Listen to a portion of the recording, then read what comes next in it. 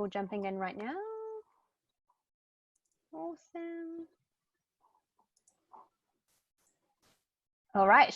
So we have Louise, the CEO of Akina Foundation. Over to you, Louise. Kia ora e te whānau, tēnā koutou katoa, tēnā koe Erika, tēnā koe Stephen. Ko te ao mairangi tōku tūranga waiwai, ko McDonald Te Iwi, ko Aitken Te Hapu, no Paniki aho, ki Akina Foundation o te mahi ana, ko Louise Takaunga. Nō reira, tēnā koutou, tēnā koutou, tēnā koutou katoa. Hi, welcome to my bubble. I'm on the hills, the Tinakori Hills, my tūranga waiwai here in Poniki in Wellington, and what a pleasure to join this. Well done, Stephen. You pulled it off. Just extraordinary to think that we can bring so many people together on a Friday in lockdown in Aotearoa, New Zealand, to have these conversations. So really fantastic to be part of it. You know, kia ora, ngā mihi nui. So I'm going to talk about impact at a time of crisis. Couldn't be more important today than ever before. A really wise person told me, no. Yes, oh, there's my BBC moment. There we go. Impact in a time of crisis are really important, and much more educated person told me this the other day, is that the pandemic didn't create inequality, it just put a spotlight on it. And it's really important for us to lean into that and really think about how we can all contribute to the solutions that we need moving forward. So if we, for those who don't know, Akina, we are an organisation heavily focused on building impact into the economy, supporting organisations who deliver impact, whether you resonate with the term social enterprise, whānau enterprise, community enterprise, or just a business who does good. You know, we're here to help support and enable the conditions for you to thrive. Akina, we're very grateful for a gift that we were given of our name, and it really is part of who we are as an organisation, you know, to challenge, to encourage, to urge forwards. I'm going to talk for these next 20 minutes or so and challenge you all to be part of the solution and the boldness that we need today more than anything. So Akina mai, Akina atu, challenge yourself, challenge others. We are in a time of absolute crisis. It's an unprecedented opportunity for us to shape our economic future, no doubt, and we must do better than just simply returning to business as usual. We've heard that before, and it was really great as the opening remarks today. It's about that. This is a really important chance for us all as within Aotearoa, New Zealand, and globally to drive and build the economic futures that we all deserve and need. You know, together we must build an economy in New Zealand where positive environmental and social impact is generated by not just the government, but businesses and consumers right across our economy. And we must be focused on the well-being of people in our environment as a result. Our new economy, you know, that we are building towards now in the response phase of COVID, it must be resilient, it must be regenerative, and it must be inclusive. And we all play a really important role within that. And when we think about what role we can play in it, if you're an organisation, a business who is starting up, who's been inspired by, you know, thinking differently, taking that idea that was in your head and has been for a while and thinking this is a moment, is, you know, how are you going to start a business that's focused on impact? Maybe your market has completely disappeared. Look at the tourism industry and think about, well, what, you know, what's the opportunity for that industry to think about environmental benefits, about attracting a different type of customer, one who values the economic benefit that New Zealand should be delivering to our environment as well as to the society in which we operate. If you are up and running, thinking about, well, what is the role that you can play to maybe think about communicating and increasing the impact that you can have positively to our environment and people. When we're buying goods and services, both as businesses, but also as individuals, you know, taking a moment and stopping to think about what am I buying? What is the opportunity for for organisations or for individuals to think about what sits behind that brand. You know, we're seeing this being talked about a lot, about buying locally. When we return to the new normal, where we can be going out and buying the things that we've missed the most over these last 4 weeks, maybe stop to think, first of all, do I need it? Have I needed it? But if I do need it, who am I going to buy it from? Can I go onto Amazon and buy it, and then that money gets shipped off outside of our economy? And you know, sure, that's probably an easier thing to do, but taking a moment to think, is there actually a New Zealand supplier? Is there a small business in New Zealand who could benefit and could really, you know, use my custom these days? How do we do that at big scale? So when we think about our economy, New Zealand businesses buy $590 billion of stuff. And that's really important when we think about the opportunity to deliver social and environmental benefit through supply chains. The government is going to be putting an extraordinary amount of stimulus into our economy, particularly in things like infrastructure and construction. Well, why shouldn't they also deliver long-term benefits for our society and the environment? What are we going to do to ensure that that happens? Why shouldn't you know, people who struggle to get into mainstream employment benefit from you know, good practice when it comes to how those that road is going to be built, or that bridge is going to be built, or that school is going to be built? Those are really important questions that we must ask you know, today, of our leaders and those who have the levers, but also ourselves. And when we think about investment, there's also that individual and collective approach. The financial sector is of course you know, a hugely important part of this, and needs to be more focused on delivering not only profit for shareholders, but certainly you know, positive impact for the societies and the environment. We do a lot in the impact investing space, but I would absolutely challenge anyone who is thinking about what they're investing in, whether you're a KiwiSaver or you're privileged enough to have a little bit more money in the bank. Think about where is that going? Is it going into companies which have the same values as me? And if not, investigate, find out where you could also invest for both a financial return but also impact. So why do we think enterprise is a force for good? And we had this discussion earlier this afternoon, and you know, that shameful word of profit, that a lot of organisations don't really want to talk about, the fact that they're profitable. It becomes hard to deliver good impact if you're also profitable, or even, you know, paying your way in the world. And we really challenge that. We want organisations to be profitable or sustainable, and the sustainability of them could mean lots of different things. But unlike government, enterprises who deliver positive impact can be more and are more deeply connected and trusted by the communities in which they operate. They have greater access to the vulnerable cohorts of people across Aotearoa New Zealand, and they can partner very, very well and very deeply, so much more than government can, and maintain the agility that they need to jump on opportunities quickly. And I think a really important thing that government sometimes struggles to learn is they can fail, and that can be okay. They can learn from that failure and figure out what is the best approach as a result.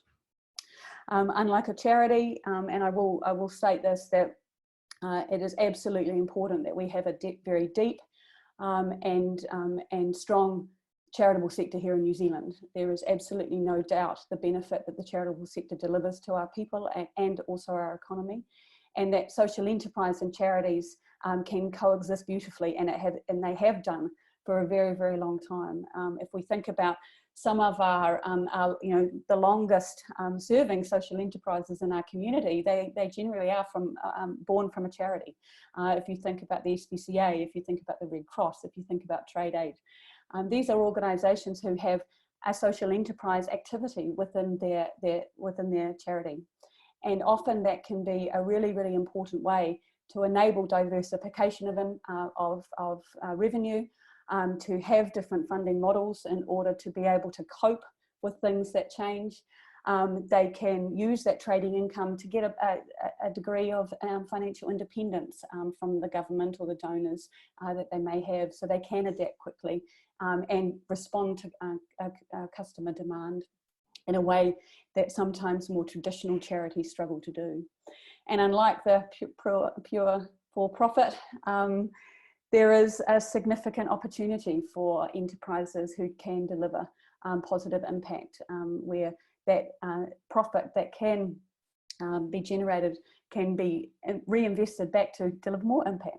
They can attract different funding models, they can leverage volunteers, and a really important thing to recognise is that organisations who do that are actually delivering impact to those volunteers. Those volunteers get a huge amount of joy and well-being from the activities that they have within those enterprises. So what's really important in all of this is the impact conversation. It's really, really vital that communicating impact is done well. It can lead to greater impact. It enables you to prove and improve your impact, and it really helps you work on what works. But we know, inherently we know, because we are challenged by this every day, is there are massive challenges in this. There is inconsistent language. We've had a bit of a conversation today around frameworks and the difference in language and sometimes the issues that can cause. Government's Living Standards Framework, the Sustainable Development Goals, these are all really, really good frameworks, but often they can mean different things to different people. So how can we start to build that language of consistency, the understanding what we mean when we talk to a funder, what do they take on board when you talk about your impact? What does it mean when you're talking to a consumer? And there is certainly limited resource to build impact measurement capability within organisations.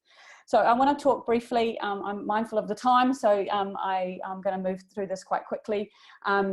What is impact is really important. A very wise person said a couple of years ago, and there are many of us who are actually on the call were there in Scotland at the World Forum. Tanakwa Len, the chairperson of the Social Enterprise World Forum, who I know is here today, he said to us, Lord Victor, he said to us, we live within a bubble, and we certainly are literally doing that now, but we are all at the disco. We all get this. Everyone on this call is here because they care deeply about impact, but it's really important that we get more than just us talking about it, that we actually get people to understand what we're talking about and why this is a really important part of our economic future. Impact, when it comes to Akina, we talk about impact as the positive social, environmental, or cultural changes, the outcomes that happen because of an activity. It's not the output. It's not even the outcome, it's the long-term change that occurs because of that activity. And it's a really important thing for us to focus on and get past the conversation on output. We don't want to talk about the widget. We want to talk about the change that occurs because of that widget. And when we think about the key elements of enterprises that deliver impact, is the strong business model is really important, and we're seeing this more and more over these weeks about how important it is for organisations to understand and evolve and learn their business impact, but also their business impact, and then also thinking about their impact model.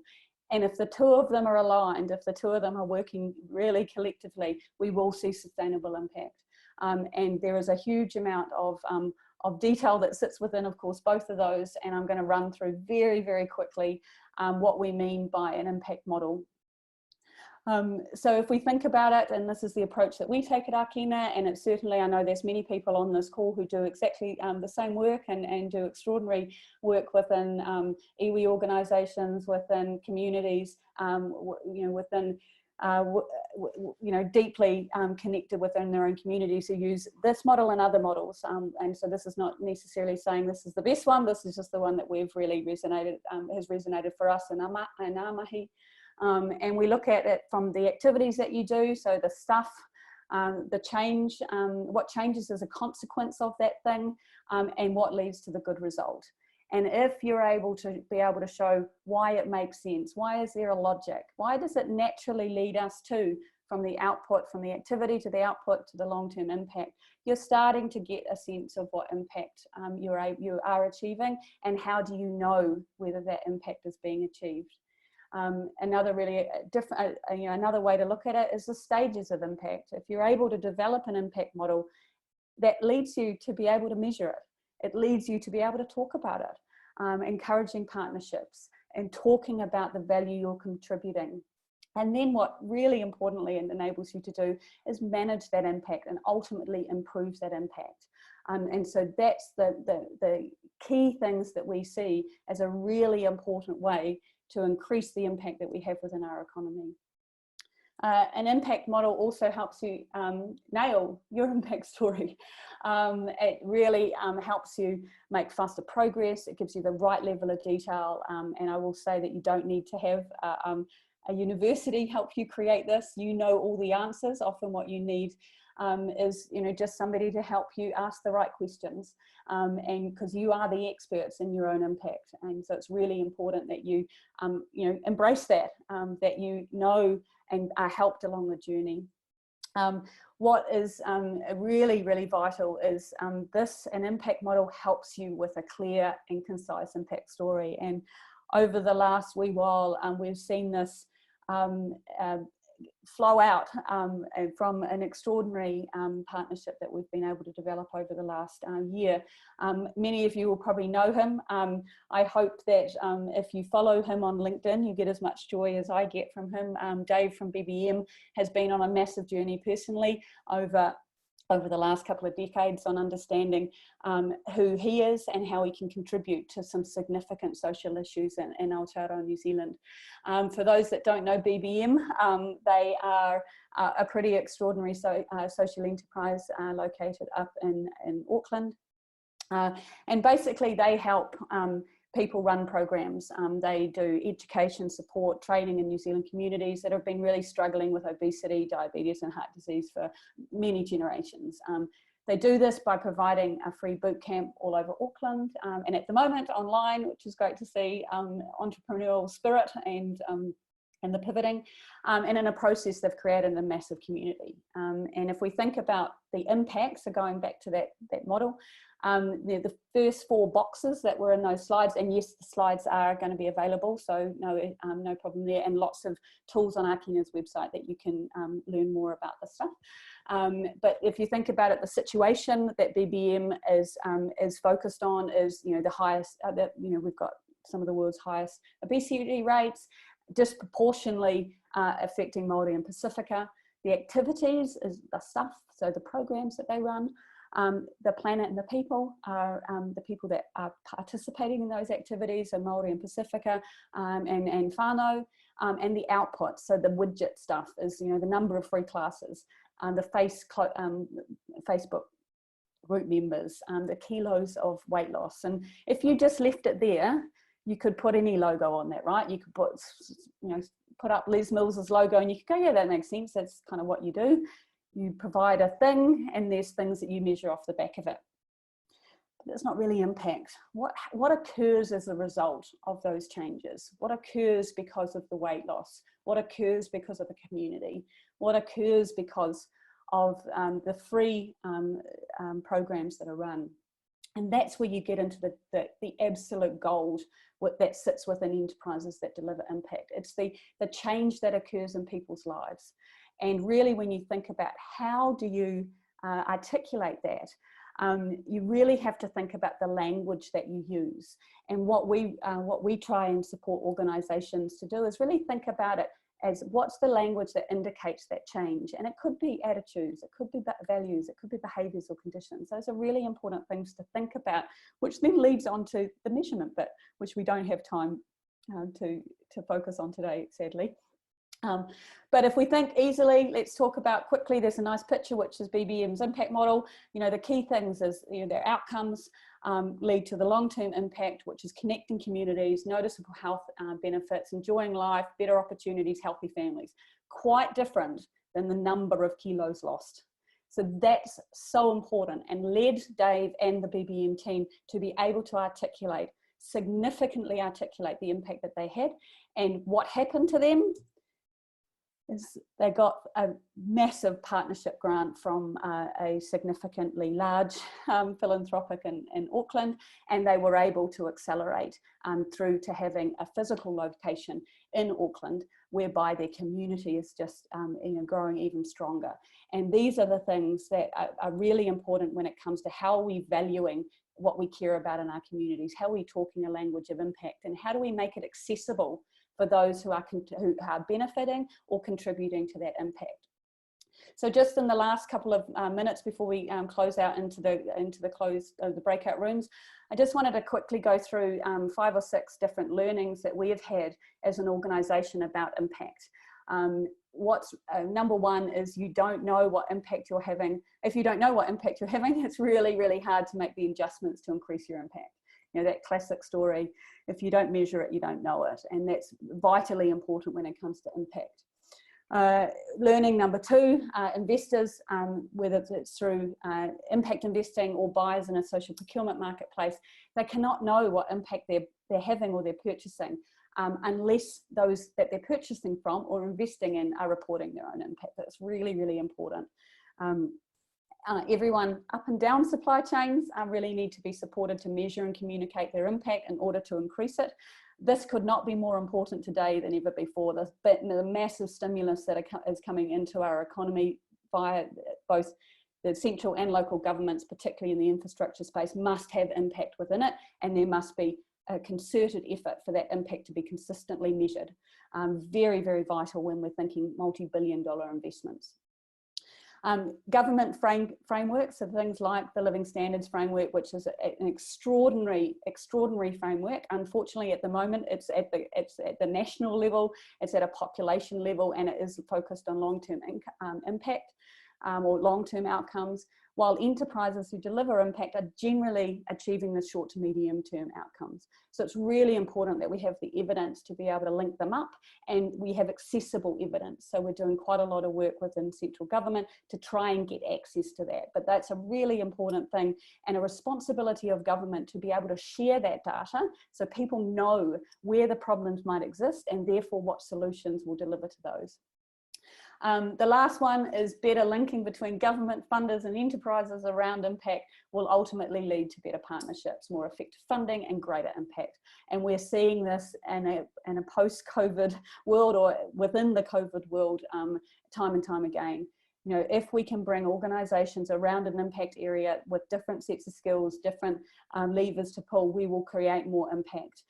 Government have the big levers, but philanthropic, enterprise, the communities and the individuals all must come together to be able to find the solutions that we need.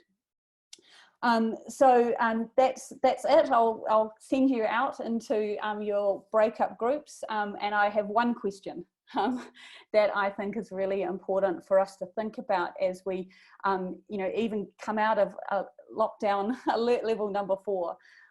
Is what do you think is the biggest challenge impact enterprises can help address in a post-COVID world? So pop away, go and think about that. I know there's been a few questions in the comments, which I'll see if I can answer when we come back. But be bold, aki ngā tu aki ngā mai, and I look forward to hearing when you return in a few minutes. So I'll hand it over to either Erica or Stephen, or who can do the tech bit to shove people into different rooms. Yep. I will join one myself.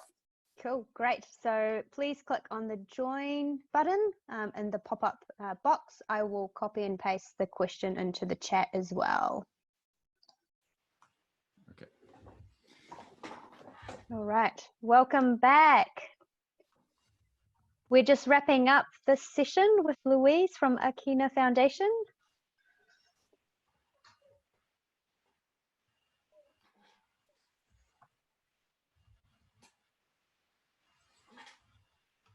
Okay, over to you, Louise.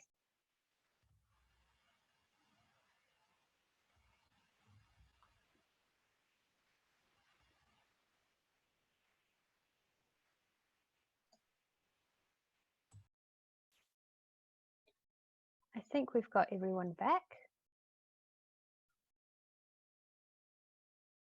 Louise, I think you're on mute. Oh yes, I am. I'm on mute. Here we go. So I'd like to leave you just with a final thought.